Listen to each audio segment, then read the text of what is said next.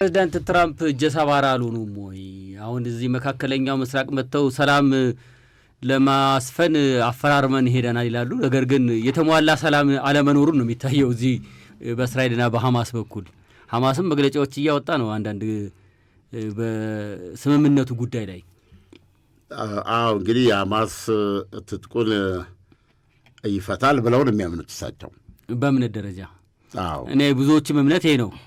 በእምነት ደረጃ ትጥቁን ይፈታል፣ ካልፈታ እኛ እናስፈታዋለን ብለዋል። በተግባር ግን እያየን ያለነው ሐማስ ማንኛውንም የታጠቀ ኃይል እና እሱ በእስራኤል በላይ ውስጥ በነበረበት ጊዜ አንገቱን ደፍቶ ነው ያሳለፈው ብዙውን። አሁን ግን እስራኤል ትንሽ ርቃለች። ብትርቅም ያው ድንበሩን ታኮ ብዙ ግዛት ይዛን ያለች። ስለዚህ አሁን ከዚህ ወዲያ እስራኤል አለች፣ ከዚህ ወዲያ ባለው ላይ ግን እንደው ሽንፍር እየነፈሰ ነው ያለው። አደባባይ ላይ ሁሉ እያወጣ የሚረሽናቸው በስተዋል አሁን የራሱ ሰዎች። አዎ አብሮ ደግሞ ያ ሕዝብ ብዙ መከራ የተቀበለ ስለሆነ ተመልሶ እንግዲህ ሰጥለጥ አድርጎ የገዛ ቡድን ነው ሐማስ።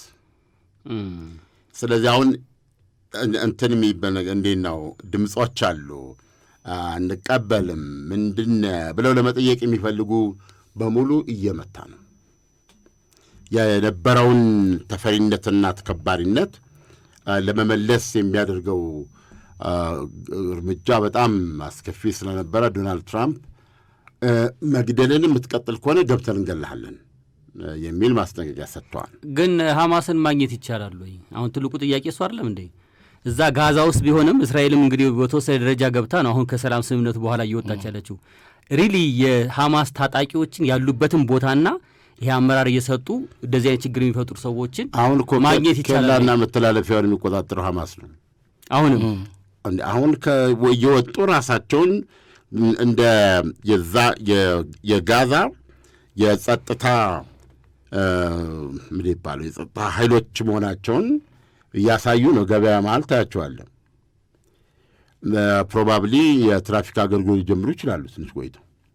አሁን ምንድን ነው ያለው? የሰላም እቅዱ የሐማሶችን መጥፋት የሚጠይቅ ነው እኮ። ሪሊ የሐማስ ነው ወይ ይህን የሰላም ስምምነት የተፈራረመው? አሁን እኮ ሌላ ጥያቄ ይፈጥራል እኮ። መሬት ላይ ያለው ነገርና በስምምነት ደረጃ እነኛ ሁሉ የዓለም መሪዎች መጥተው ፈረሙት የተባለው ነገር እኮ የሚገናኝ ነገር አይደለም። መሬት ላይ ያለው ነገር በዚህ ደረጃ መሳሪያቸውን እንደያዙ ከሆኑ ትጥቅ መፍታትን ፍላጎት እንደሌላቸው የሚታየው። አሁንም ያ የሰላም ስምምነትን እኮ የሚያደፈርሰው ነገር እኮ የትጥቅ መፍታት ጋር ተያይዞ የሚቃወሙ ሰዎችን እርስ በርስ እዛውም እስከ መጋደል የሚያደርስ ነገር። አዎ ይሄ አሁን የምናወራው መጋደል ብዙ ሰዎች ላይ ያረዱት ይችላሉ፣ ቀላል አይደለም። አሁን በዚህ ሰዓት እውነቱን ለመናገር ያ ማህበረሰብ እሳት አይደለም የምታረግበት አለ እንዴ? ትንሽ ፋታ ማግኘት አለበት። አንተ ግን ጉዳይህ የነበረኝ ተፈሪነት፣ የነበረኝ ተቀባይነት፣ የነበረኝ አዛዥነት ይመለስ ብለህ ስትንቀሳቀስ በእውነት በጣም የሚቸግር ነው ለመረዳት። እና ሐማስ እዛ ውስጥ ነው ያለው። ሐማስ የራሱን ቀጣይ ህልውና ነው ለማረጋገጥ የፈለገው። ስለዚህ በዚህ የተነሳ በሰላሙ ጊዜ በዚህ መንገድ የሞቱ ሰዎችን ማየት ፍልስጤም ውስጥ በዚህ ምክንያት ተኩሶች ማየት፣ በዚህ ምክንያት ሌላ ጭንቀት ውስጥ መግባት የሚያሳዝን ነው። ይሄ በዚህ እንዳለ ትልቁ ገና ያልተነካው ነገር ሐማስ የት ነው ላልከው ከመሬት በታች ከአንዳንድ እስከ 400 ኪሎ ሜትር የሚያደርሱት አለ። ከ300 ኪሎ ሜትር በላይ ነው ውስጥ ለውስጥ ዋሻው ነው። ስንትና ስንት ቢሊዮን ዶላር የፈሰሰበት የዋሻ ጥልፍልፍ ከተሞች፣ በመኪና የምትገባበት ኤር ኮንዲሽነር ያለው የምተኛበት እንደዚህ አይነት እንደገና ደግሞ በዚህ ስሉ በዛ የምትወጣበት በዛ በጣም የተሰራው ያ ሁሉ ነገር አለ። ያ ሁሉ ነገር መውደም አለበት ነው የሚጠይቀው የሰላም ስምምነቱ። ስለዚህ አሁን ቅድም የጠየቀው ጥያቄ እንደገባኝ የጠየቀኝ ሐማስ ይታያል ወይ ያልከኝ? አዎ አለ ወይ? የጦርነቱ ጊዜ ሲመጣ አታየውም። ስለዚህ አሁንም ሐማስን መዋጋት ካለ አጌን ብዙ ሰው የቀደመው ነገር ነው የሚመለሰው፣ ተመልሶ እንደገና ይመጣል። አሁን እንደዛ ነው የሚመለሰው። እንግዲህ የሐማስ ጉዳይ የሚታወቀው ይህ ዓለም አቀፍ ኃይሉ ገና እየተመረጠ ነው። ሰላም አስከባሪው እሱ ተመርጦ ምናምን ብሎ ተደራጅቶ እነዚህን መሬቶች መረከብ እስኪጀመር ድረስ ወራቶች ይፈጃሉ ተብሎ የሚታሰበው። ስለዚህ በእነዚህ ጊዜያቶች ውስጥ ሐማስ አሁን ባለው ሁኔታ ማድረግ አለብኝ ብሎ የሚያስበው ነው እያደረገ ነው ያለው። አሁን እኮ ሌላው ችግር የሰላም ስምምነቱን ጥያቄ ምልክት ውስጥ ከሚከተው ጉዳይ አንዱ ይሄ የእስረኞችን ልውውጥ ጋር ተያይዞ እርግጥ በሕይወት ያሉትን መመለስ ችሏል። ግን በሕይወት ያለፉትን ሰዎች አስከሬን በመመለስ ሂደት ውስጥ አንደኛ በበቂ ሁኔታ ቁጥሩ እየተላከ አይደለም። ሁለተኛ ከተላኩት አስከሬኖች መካከል እስራኤል የኔ አይደለም የምትለውም እየመጣ ነው። አንድ አጽም የእስራኤል ታጋቾች አለመሆኑ ተረጋግጧል። አሰጣጡ እግር መጎተት አለበት። ለምሳሌ መጀመሪያ ላይ የነበረው መረዳት እዛ ካይሮ ላይ ሲሰበሰቡ ሐማስ ከ7 እስከ 9 የሚሆኑ ሙታን ታጋቾችን አስከሬን ማቅረብ ላይችል ይችላል። ምክንያቱም በተለያየ የተቀበሩበትን ቦታ መፈለግ የተገኘው እዛ ወይም ደግሞ ከፍርስራሽ ውስጥ ብዙ ነገር አለ። እነዛን ግምት ውስጥ አስገብተዋል እና ማክሲመም 9 ነበር የታሰበው። ላይገኝ ይችላል እና ይህን በተመለከተም እስራኤል ቀይ መስቀልን ጨምሮም ሌሎች የዓለም ሀገሮች በተሳተፉበት ሰፊ አሰሳ አደርጋለሁ ብላ ነበረ። ሐማስ ግን መጀመሪያ ይዞ ራሱ የሰጠው 4 ነው። 4 የሰጠው ማብራሪያ ሳይሰጥ ማለት ነው። አሁን የታጋች ቤተሰቦች በሕይወት ያሉት ተገናኝተው መቼም ደስታውን መገመት ትችላለህ። የሞቱባቸውን አጽም ለመቀበል ወጥተው አጽሙንም መቀበል አቅቷቸው በሐዘን ላይ ሐዘን ውስጥ የገቡ ደግሞ አስብ። ስለዚህ በቀጥታ ይህ ጦርነት እንዲቆም ጥሪ በማድረግ የሚታወቁ ናቸው እነዚህ የታጋቾችና የጠፉ ቤተሰቦች መድረክ በሚባል የሚወከሉት እነዚህ የሙታንና የታጋች ቤተሰቦች። አሁን ግን በአንድ ድምፅ መንግስት መራራ ምላሽ እንዲሰጥ ነው የጠየቁት። ማለት በኃይል እንዲቀበል በቃ መራራ ምላሽ በቃ ከሐማስ ጋር ለዚህ እርምጃ እንዲወስድበት ይፈልጋሉ። ያኔ ነገር አሁን ታጋሽ ሆኖ የተገኘ መንግስት ነው ተመልከቱ። እና ሐማስ የሁሉ ሲሆን ለ24 ሰዓት ምክንያቱንም አልሰጠም። ለምን 4 ብቻ እንደሰጠ ማለት ነው። ከዛ ለቀይ መስቀሎች ፍንጭ ሰጠ። ሊሰጥ ነው ተባለ። አሁንም 4 ላክ 8 4 ሲልክ አንዱ ቅድም ያልከው ሌላ ሰው ተገኘ። 7 አትልም። ከዛ ደግሞ በጣም በደረቅ ሌሊት 2 ላከ። 2 ሰጠ። ትናንት ደግሞ 1 ሰጠ። 10 በዚህ መንገድ 10 ሰጡ። ስለዚህ በአጠቃላይ ከ28 ውስጥ የ18 ታጋቾች አጽም አሁንም እንትን አላለም። እና አንዳንዶች ምንድን ነው የሚሉት ለሐማስ የሚከራከሩ በቃ ሐማስ እኮ ይሄ ነው በእጅ ያለው ብሎ እኮ ሰጠ። በቃ የሰላም ሀሳቡን ተቀብሏል፣ ፈጸመ። ይሄማ ለእስራኤል እኮ ትልቅ እድል ይፈጥራል እንደውም። ምክንያቱም አቅም የለውም ተብሎ ከታሰበ ሐማስ እስራኤል በራሷ መንገድ አስከሬኑ ፈልጋ የምታገኝበትን ቴክኖሎጂና የሰው ኃይል ማስገባት እድል ይፈጥርላታል። ግዴታ ነው።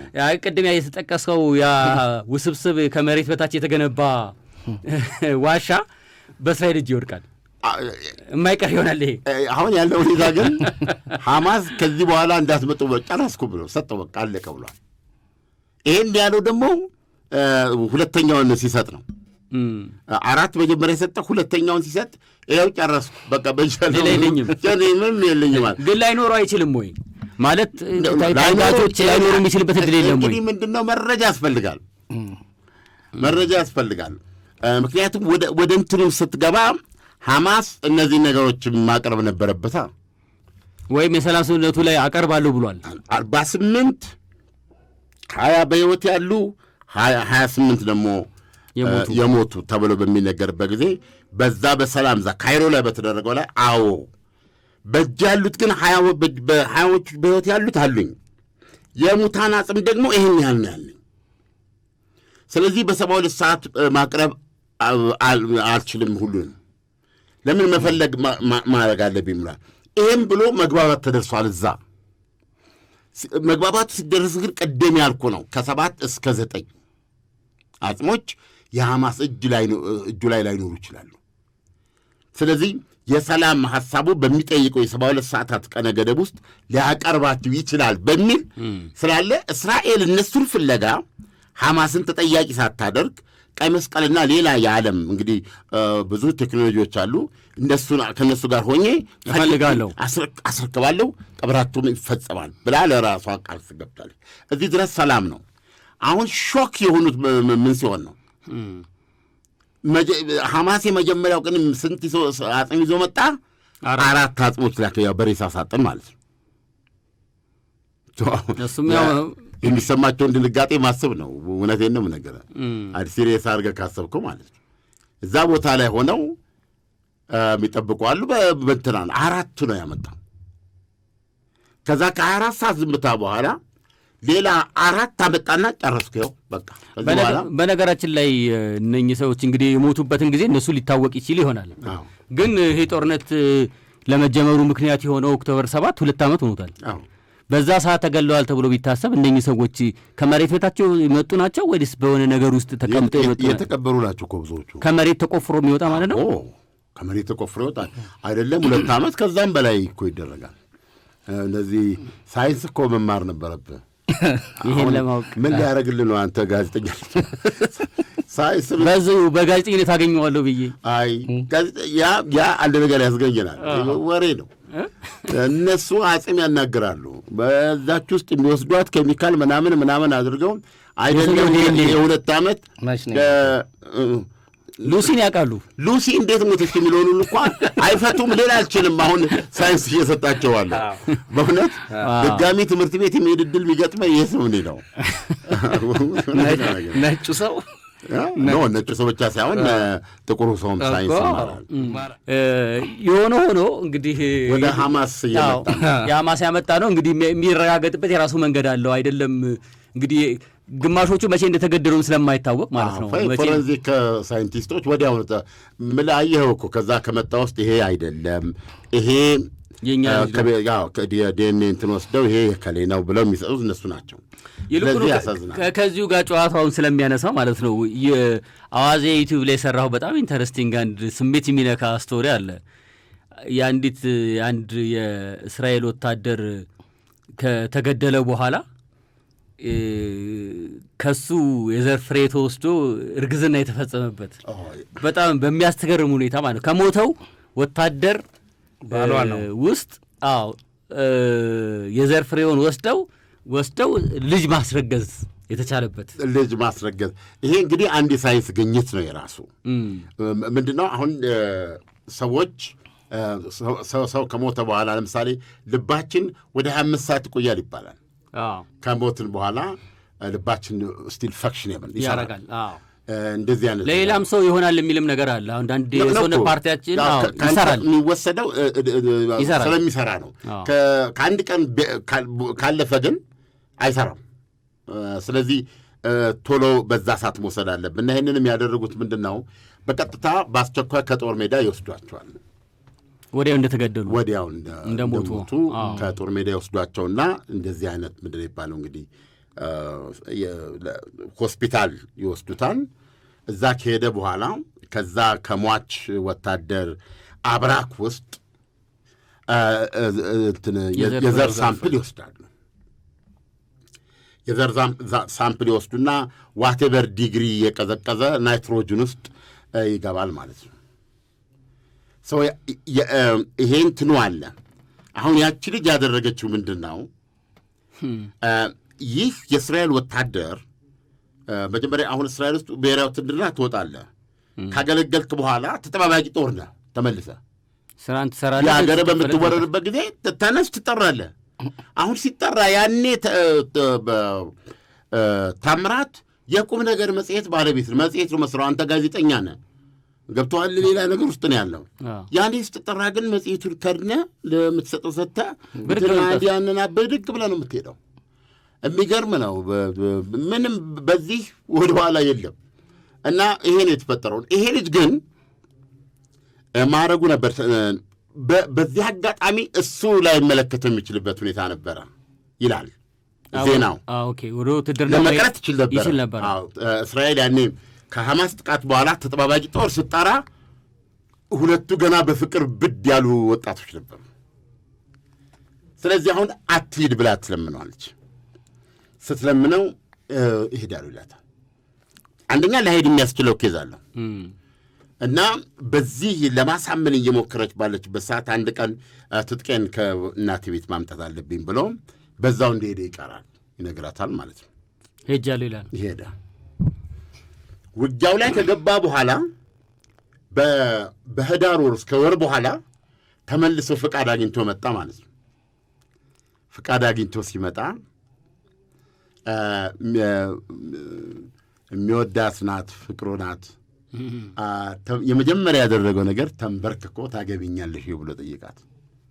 ከመጣው በህይወት ስመለስ እንጋባለን ነው። ስመለስ አይደለም ከመጣው።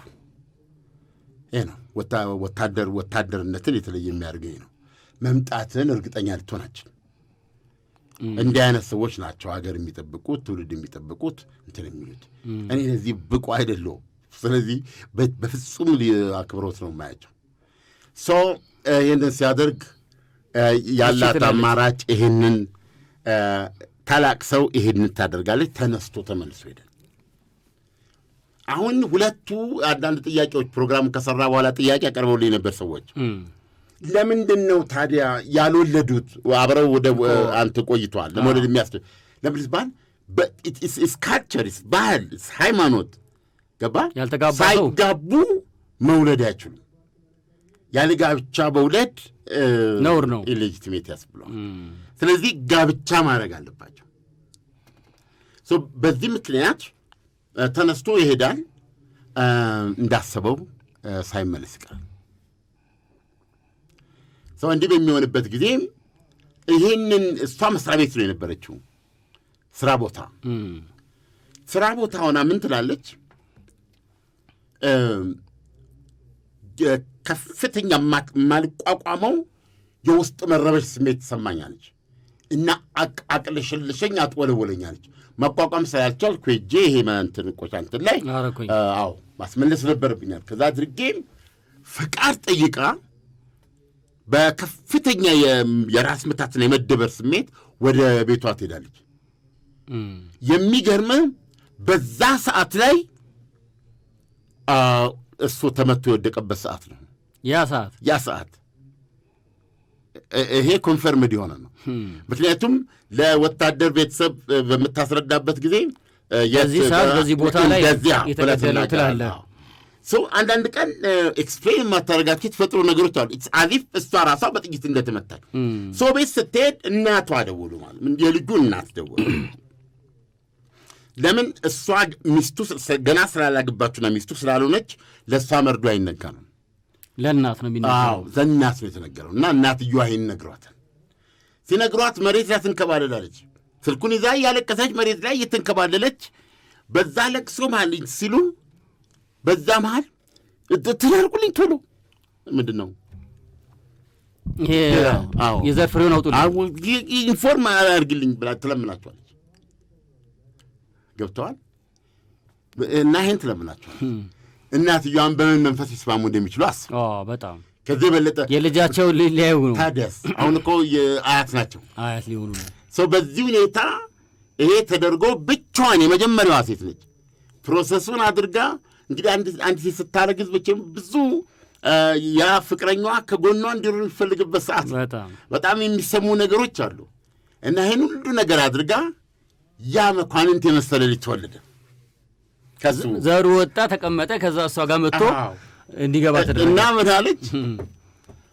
ግንባሩና አፍንጫው ገና ከሆነ አለች። ዞር ብለህ ስታየው በጣም አንድ ሳም ነው አለች። ማነው የፍቅር ጓደኛዋ በጣም አንድ ሳም ነው አለች። እሱ ቢኖር ግን በጣም ይከፋው ነበር አለች።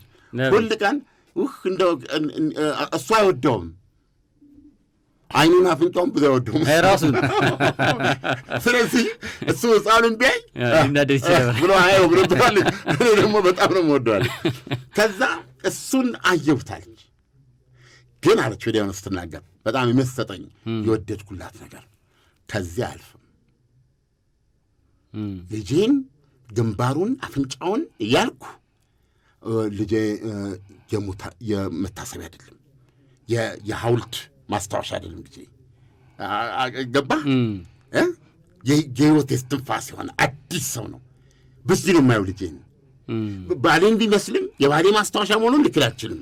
ነገር ግን ልጄ አዲስ ነው። ማሳድገው ማፈቅረው መወደው በሱነቱ ነው፣ በባሌ ማስታወሻነቱ አይደለም። ባሌ የመቃብር ላይ ጽሑፍ አይደለም ነው ያለችውና በጣም ነው የወደድኩላት። በጣም የሚገርም ቴክኖሎጂ ራሱ ምን ላይ እንደደረሰ እኮ የሚያሳየው የሰው ህይወትን እንደዚህ ማራዘም የሚቻልበት። በተለይ እናትየውን ሆነ ስታስበው ልጃቸው በጦር ሜዳ መሞቱ ሲነገራቸው ህይወቱ የሚቀጥልበት እድል ታዲያስ መገኘቱ ቴክኖሎጂውን መቻሉን ይሄንን ደግሞ የምትፈጽም እጮኛ መኖሩ ራሱ እና እስራኤል ይሄንን የመጀመሪያ ነው በነገራችን ላይ እስራኤል የመጀመሪያ። ስለዚህ ሌሎች ሊያደርጉት የሚችሉት ነው። በነገራችን ላይ በዚህ የተጎዳን በተጨባጭ ብዙ ወንድሞቻችን ወንድም ያው ለእኔ ወንድም ብቻ ሳይሆን እኔ በህይወቴ የማውቀው የምመካበት የምወደው ምለው ነገር ነው። ይገርማል። ያኔ ወታደሮች ከሱዳን ይመልሱ አልነበረም? እጄ እንዲህ እንደተዘረጋ ነው ያለው። የመጣው ወታደሩ እሱ ነው ይመስለኝ። አጠገቤ ሲደርስ እሱ አይደለም የመጣው ወታደር እሱ ነው የሚመስለህ። ስለዚህ አሁን ዝም ብለህ የምትሆው ነገር አለ እንትን ውስጥ እንዴት እንደሚያም ሌላ ሰው ተገናኝቶ ሲላቀስና ሲሳሳም ባየው ቁጥር በቃ መቼ ነው እንደዚህ ማለት ነገር ነው የሚያመጣ። በጣም ከባድ ነው። አሁን የእሱ ልጅ የሆነ ቦታ በሆነ አጋጣሚ ወይ እዛ በነበረበት ኖረ ቢባል በእግር እሄዳለሁ ተወው መኪናው በእግር ትሄዳለህ። ምክንያቱም ይሄ በሰዎች ውስጥ ያለ ነገር ነው እና እናቱ ዛሬ የልጅ ልጃቸውን ማየት ይችላሉ።